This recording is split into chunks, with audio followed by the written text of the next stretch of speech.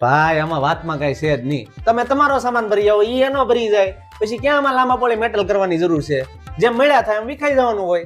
અને પછી ભાઈ આમાં કેશ કબાડા થાય ને છૂટું કરવામાં, તો 5 પૈસા તમારા જાય ને 5 પૈસા એના જાય, વચ્ચે ના ધરાય. વાંધો તમને આવશે, વાંધો એમ નહીં આવે. ઈ તો છે ને કમટીધર છે, ત્યાંથી બેઠા બેઠા છે ને ધારાસભ્યને ફોન કરે, એમએલએ ને, તમારા ઘરની ધૂળ વહી જાય, હેઠે તળિયાના ઉપર નળી નહીં રહે. અને તમને ખબર તો છે કેસ કબાડા થાય તો કોનું હાલે?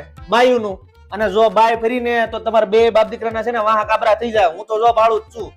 એટલે પછી છે ને આમાં જો ઈ મારી શરમે થોડા ગટકા છે, બાકી હું આ મેટલ માંથી ખાઈ ગયો એટલે તમારું ધનુષ નીકળી જાય. કાંઈ વાંધો નહીં, અમને લગ્નનો ખર્ચો આપી દો એટલે અમે છૂટું આપી દઈએ.